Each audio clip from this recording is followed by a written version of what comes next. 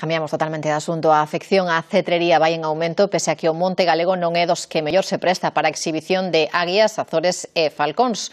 Os seguidores e afeccionados á cría destes grandes cazadores deronse cita no Campeonato Galego celebrado en Ordes e organizado por unha federación na que a directiva está composta íntegramente por mulleres.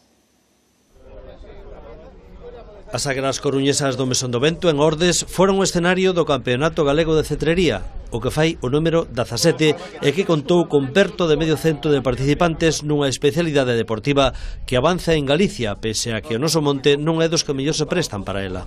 En outros sitios, por exemplo, en Andalucía ou Extremadura, pois hai moita máis caza, liebre, coello, hai uns paisaxes máis acondicionados para fazer a caza.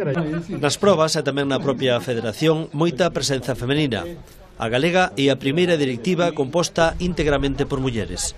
Todas partícipes nunha actividade que din engancha pese a ter certo custe económico e obrigar a unha dedicación diaria. Es que soltaros a voar todos os días, darlle súa peza, que cacen. Se teis a sorte de que estás nun coto, pois mellor, porque a presa é, por así decirlo, salvaxe, ou senón, como facemos nós habitualmente, compras a peza e soltas ya. Entre as súas reivindicacións, que os consideren unha modalidade de caza máis e que os deixen participar con normalidade nos cotos.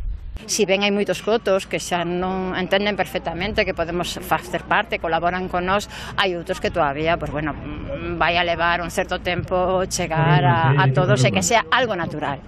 As e os amantes de águias, azores e falcóns salientan que a afección está indo a máis, tal como se puido comprobar neste campeonato no Mesón do Vento.